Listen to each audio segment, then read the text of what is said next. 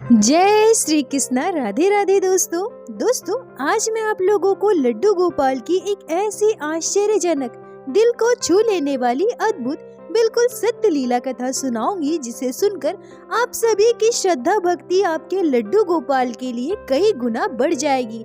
आपका प्रेम आपके बाल गोपाल के लिए और भी गहरा हो जाएगा।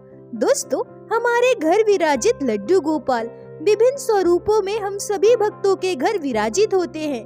किन्हीं के बाल गोपाल छोटे तो किन्हीं के बड़े होते हैं। किन्हीं के लड्डू गोपाल गोलू मोलू तो किन्हीं के मुस्कान बिखेरते हैं। किन्हीं के लड्डू गोपाल मोटी मोटी अखियन वाले तो किन्हीं के छोटी छोटी नैनों से निहारते हुए होते हैं। लड्डू गोपाल के विभिन्न स्वरूपों को हम अपने घर लेकर आते हैं। किन्हीं के लड्डू गोपाल गिफ्ट स्वरूप प्राप्त होते हैं तो कोई अपने स्वेच्छा से बाल गोपाल को अपने घर लेकर आते हैं। भक्त अपने अपने पसंद सामर्थ्यता के अनुसार दुकान वाले भैया को उचित न्यौछावर देकर लड्डू गोपाल को घर लाते हैं। पर दोस्तों, जरा सोच कर देखिए, क्या आपके मात्र सोच लेने से लड्डू गोपाल आपके घर आ जाएंगे?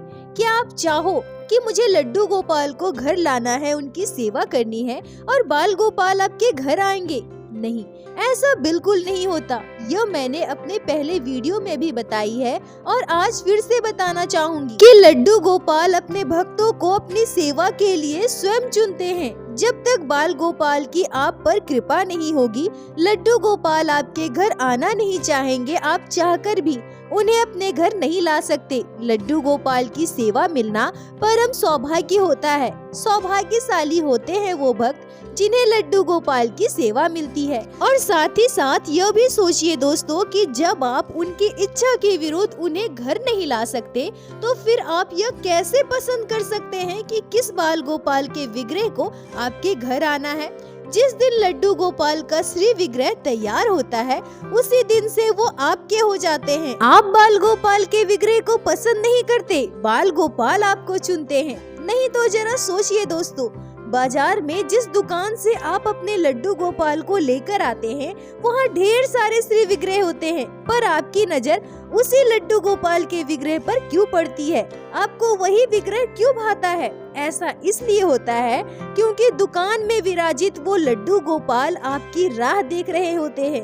वो सोचते हैं कि मेरा भक्त कब आएगा और मुझे यहाँ से लेकर जाएगा। प्यारी सी मुस्कान के साथ लड्डू गोपाल वहाँ बैठे बैठे अपने भक्त का इंतजार करते हैं। फिर ये सब कुछ अगर हमारे ठाकुर जी भगवान श्री कृष्ण हमारे लड्डू गोपाल की मर्जी से हो रहा है, तो भक्त ऐसा कैसे कह सकते हैं कि हमारे लड्डू गोपाल सुंदर नहीं दिखते, हमारे लड्डू गोपाल छोटे हैं, उनके लड्डू गोपाल बड़े हैं और बड़े लड्डू गोपाल ज्यादा सुंदर दिखते हैं।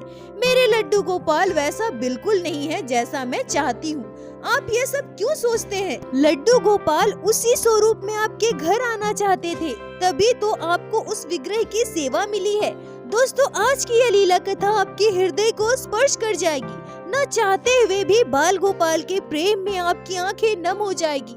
आपके घर विराजित छोटे से लल्ला को सीने से लगाकर उन्हें प्रेम करने के लिए आपका हृदय व्याकुल हो जाएगा।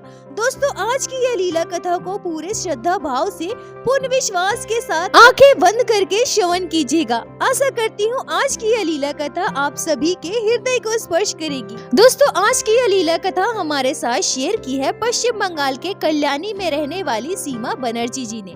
सीमा जी हमसे कहती हैं कि मेरी उम्र लगभग 47 वर्ष है। मेरे परिवार में मैं, मेरे हस्बैंड, मेरा एक पुत्र और एक पुत्री है, जो दोनों बाहर रहकर पढ़ाई करते हैं। बचपन से ही मेरी रुचि पूजा पाठ में रही है। मेरी मम्मी, चाची, दादी सभी को मैं पूजा पाठ करते देखा करती थी। पूजा पाठ करना, भगवान की भक्ति करना, मंदिरों में जाना मुझे बहुत अच्छा लगता था। पर मेरे मायके में लड्डू गोपाल विराजित नहीं थे। हमारे घर के मंदिर में सभी देवी देवताओं का चित्रपट था, जिनकी पूजा पाठ की जाती थी। शादी के बाद जब मैं अपने ससुराल आई, तो मेरे ससुराल में भी लड्डू गोपाल की सेवा नहीं होती थी। मेरे मायके की तरह मेरे ससुराल में भी हमारे घर के मंदिर में सभी देवी देवताओं का चित्रपट था, जिनकी पूजा पाठ मेरी सासू माँ किया करती थी। सीमा जी कहती हैं कि वैसे मुझे लड्डू गोपाल की सेवा के बारे में संपूर्ण जानकारी थी, क्योंकि मेरे मायके में हमारे आसपास कई घरों में लड्डू गोपाल की सेवा होती थी। मैं बचपन से ही उनके घर में लड्डू गोपाल की सेवा होते देखती आई हूँ। पर मेरे मन में कभी भी यह भाव नहीं आया कि मुझे भी लड्डू गोपाल की सेवा करनी है। इतने वर्ष बीत गए पर मैंने कभी भी नहीं सोचा कि मैं कभी लड्डू गोपाल की सेवा करूंगी। पता नहीं, शायद मेरे ठाकुर जी मेरे लड्डू गोपाल ने अपनी सेवा के लिए मुझे चुना ही नहीं था। ऐसे ही समय बीत रहा था। फिर मेरी सासू माँ भी हम सभी को छोड़कर चली गई। अब हमारे घर के मंदिर में जो सभी देवी देवताओं के चित्रपट है, मैं उनकी पूजा पाठ किया करती थी। पर लड्डू गोपाल कभी मुझ पर इतनी बड़ी कृपा करेंगे, ऐसी लीला करेंगे, मेरे पास आएंगे, यह मैंने कभी सोचा भी नहीं था। लगभग 8 साल पहले मेरी शादी की 20वीं सालगिरह थी। मेरे दोनों बच्चे बहुत जिद करने लगे कि इस बार हम मम्मी पापा की शादी की सालगिरह बहुत धूमधाम से मनाएंगे। मेरे दोनों बच्चे अपने अपने हॉस्टल से घर वापस आ गए। मेरे मायके वाले सभी रिश्तेदारों को, मेरे ससुराल के सभी रिश्तेदारों को, बहुत सारे मेहमानों को आमंत्रित किया गया और धूमधाम से हमारी शादी की 20वीं सालगिरह मनाई गई। सब कुछ बहुत अच्छे से निपट गया। सभी अपने अपने घर चले गए। सीमा जी कहती हैं कि ऐसा बस हमारे बच्चे करते हैं या सभी के बच्चे, यह मुझे नहीं पता। सभी मेहमानों के जाते ही मेरी बेटी और मेरा बेटा जिद करने लगे कि मम्मी चलिए ना, गिफ्ट खोलकर देखते हैं कि किसने क्या दिया है। वैसे मैं आप सभी को बता दूं कि उस समय मेरे बच्चे बहुत ज्यादा छोटे नहीं थे। मेरी बेटी 17 साल की और मेरा बेटा 19 साल का था। हम चारों बैठकर गिफ्ट खोलकर देखने लगे। तभी एक गिफ्ट के बॉक्स में हमें लड्डू गोपाल का श्री विग्रह मिला। छोटे से बाल गोपाल 0 नंबर साइज के लड्डू गोपाल को देखकर मैं बहुत खुश हो गई थी, क्योंकि मैंने ऐसा सुना था कि बाल गोपाल को जिनके घर जाना होता है, जिनसे सेवा लेनी होती है, वो अपने आप उनके घर पहुंच जाते हैं। मुझे भी ऐसा लग रहा था कि लड्डू गोपाल अपने आप मेरे घर आए हैं, मुझसे सेवा लेना चाहते हैं। मैं कितनी भाग्यशाली हूँ जो लड्डू गोपाल की सेवा करने का मुझे सौभाग्य मिला है। मैं खुशी खुशी लड्डू गोपाल को हमारे घर के मंदिर में विराजित कर दी और उनकी सेवा करने लगी। पर मैं लड्डू गोपाल की सेवा वैसे बिल्कुल भी नहीं करती थी जैसा सभी लोग किया करते हैं। लड्डू गोपाल को ना मैं स्नान करवाती थी, ना ही उन्हें पोशाक पहनाती थी, ना ही उनका सुंदर श्रृंगार करती थी। हमारे घर के मंदिर में जो बाकी के चित्रपट है, जिस तरह से मैं उनकी दिया बाती किया करती थी, उसी तरह से लड्डू गोपाल की भी कर दिया करती थी। सुबह को पूजा करते समय जैसे मैं अपने मंदिर के सभी देवताओं को भोग लगाती थी, उसी तरह से दिन में बस एक बार लड्डू गोपाल को भोग लगा दिया करती थी। ऐसे ही समय बीत रहा था। पर अब मेरे साथ कुछ अजीबो घटनाएं घटने लगी। इन बातों का ज्ञान तो मुझे पहले से ही था कि लड्डू गोपाल की सेवा कैसे की जाती है, पर मैंने वैसी सेवा लड्डू गोपाल की कभी की ही नहीं। अब जैसे जैसे समय बीत रहा था, मुझे ये बातें बहुत परेशान कर रही थी। मैं दूसरों को लड्डू गोपाल की सेवा करते देखती थी तो मुझे अपने बाल गोपाल के लिए बहुत बुरा लगता था। मुझे ऐसा लगता था कि मेरे लड्डू गोपाल भूखे प्यासे बैठे हैं। सभी अपने अपने बाल गोपाल का कितने अच्छे से ध्यान रख रहे हैं, कितना सुंदर श्रृंगार कर रहे हैं, उन्हें 4 पहर का भोग लगा रहे हैं, पर मैं तो अपने लड्डू गोपाल के साथ ऐसा कुछ नहीं करती।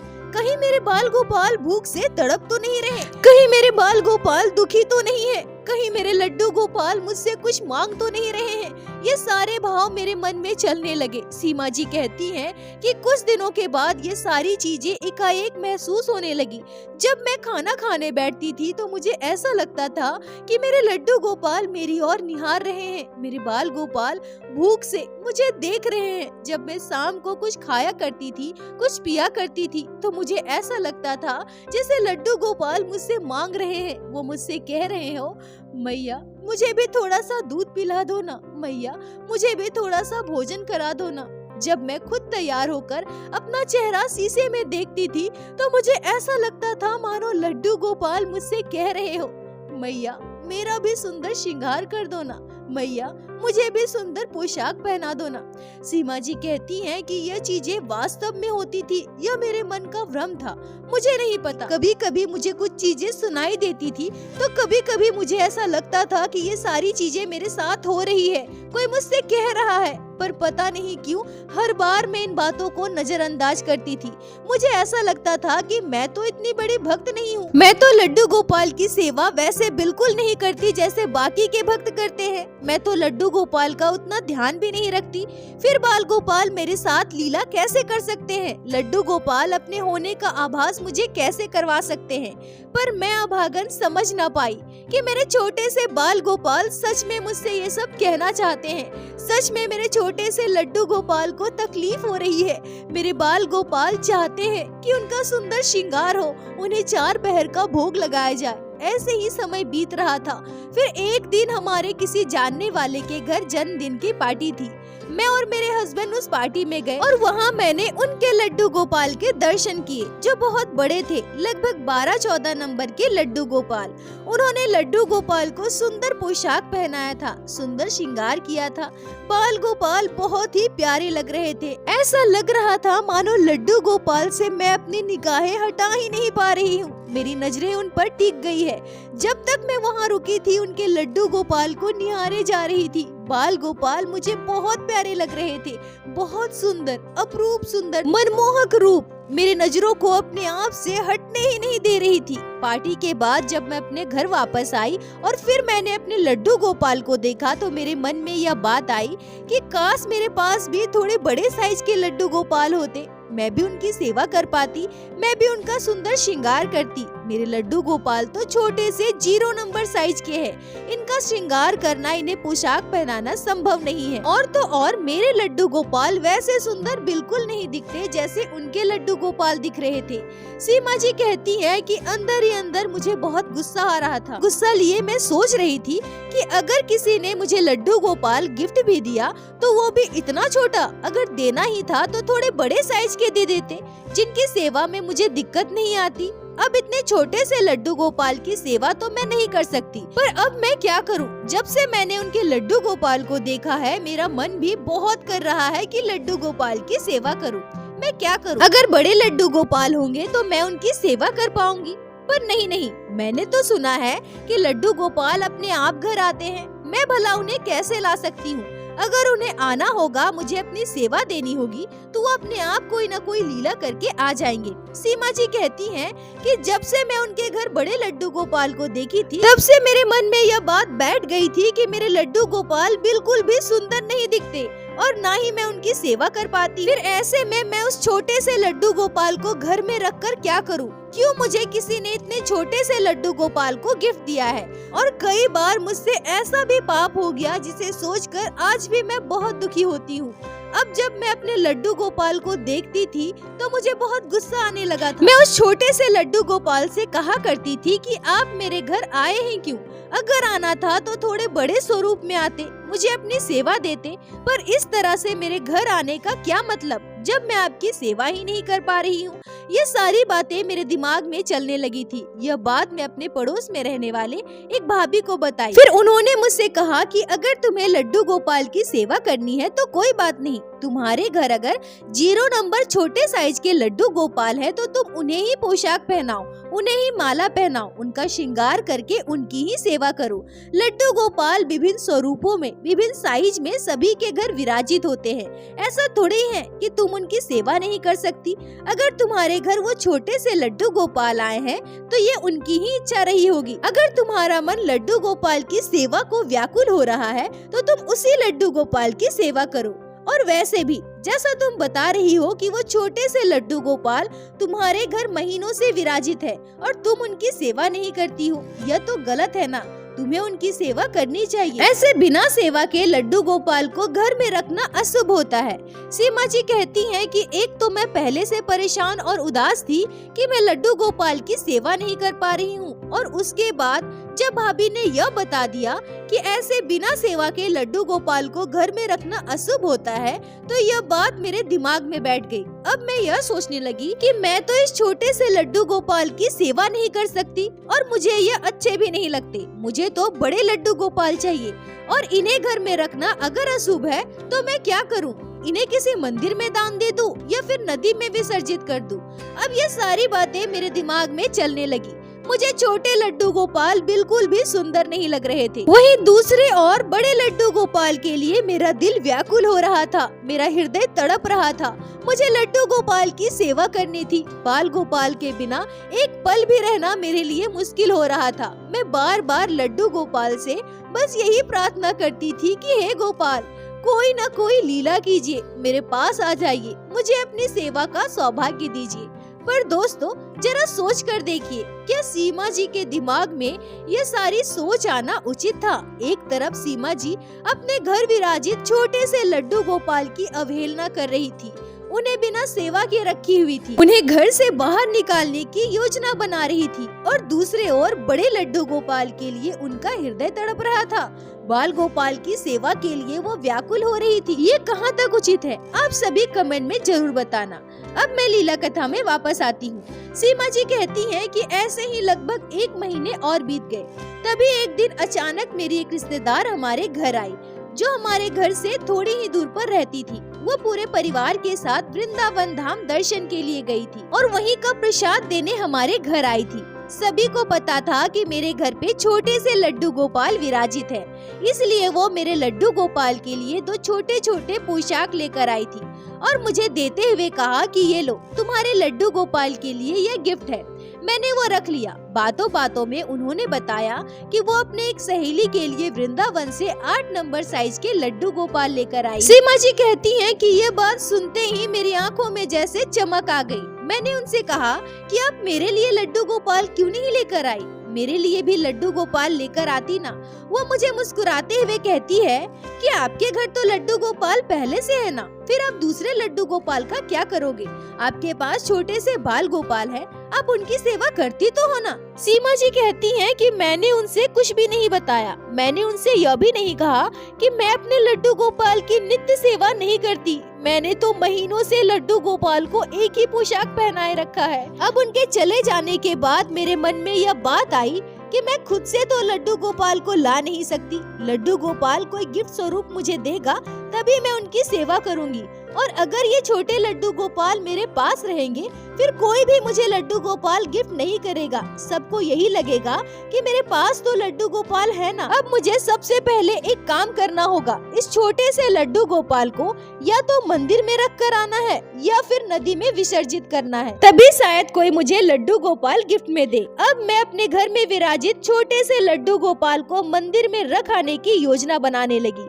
तभी मेरे मन में यह विचार आया कि अगर मैं हमारे घर के पास वाले मंदिर में लड्डू गोपाल को रखूंगी और अगर हमारे आसपास का कोई भी पड़ोसी उस मंदिर में जाता है तो कहीं कोई मेरे लड्डू गोपाल को पहचान न ले, फिर सभी मेरे बारे में क्या सोचेंगे? नहीं नहीं, मैं ऐसा नहीं कर सकती। बेहतर यही होगा कि मैं किसी दूर के मंदिर में लड्डू गोपाल को रख कर आऊं। फिर मैं अपने हस्बैंड से कहती हूँ कि आने वाले रविवार को हम हमारे घर से लगभग 45 किलोमीटर दूर एक राधा कृष्ण का मंदिर है, वहाँ पर जाएंगे और वहीं इस लड्डू गोपाल को रख कर आएंगे। और मैंने सुना है लड्डू गोपाल अपने भक्तों की मन की मुराद जरूर सुनते हैं, उनकी मनोकामना पूर्ण करते हैं। फिर लड्डू गोपाल भी मेरी बात जरूर सुनेंगे, मुझ पे कृपा करेंगे और कोई न कोई लीला करके किसी न किसी के द्वारा बड़े स्वरूप में मेरे पास जरूर आएंगे। मैं बहुत खुश थी। लड्डू गोपाल से दिन रात बस यही प्रार्थना करती थी कि हे गोपाल, अब तो मैं इस छोटे से लड्डू गोपाल को भी मंदिर में रखने जा रही हूँ। आप बड़े स्वरूप में मेरे घर आ जाओ, मुझे अपनी सेवा का सौभाग्य दीजिए। अब मैं आपके बिना नहीं रह पाती हूँ, आप जल्द से जल्द मुझे अपनी सेवा दे दो। सीमा जी कहती हैं कि रविवार आने में अभी भी 5 दिनों का वक्त था।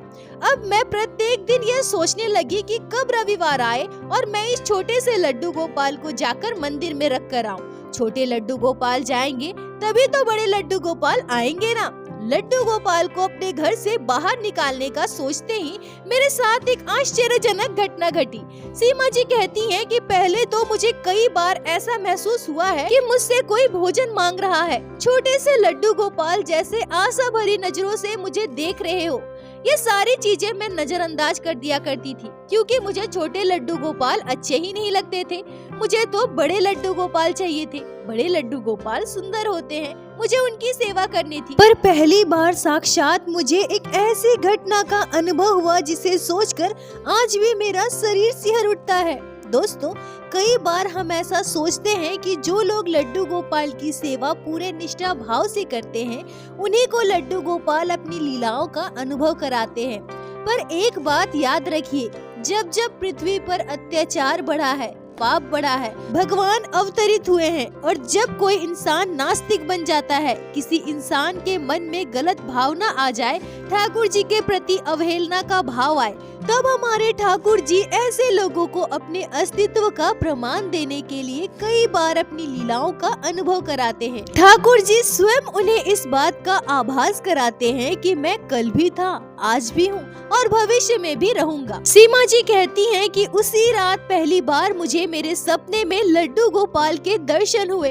मैंने अपने इन्हीं आँखों से साक्षात भगवान श्री कृष्ण के बाल स्वरूप के दर्शन किए। मैंने अपने सपने में जो दृश्य देखा वो कल्पना से परे था।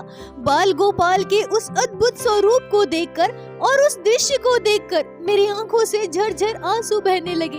मेरा शरीर स्थिर हो गया। मैं अपने सपने में देखती हूँ कि जिस बाल कृष्ण जी के स्वरूप को मैं हमेशा अपने मायके में विराजित चित्रपट में देखती थी, वही स्वरूप साक्षात मेरे समक्ष प्रकट है।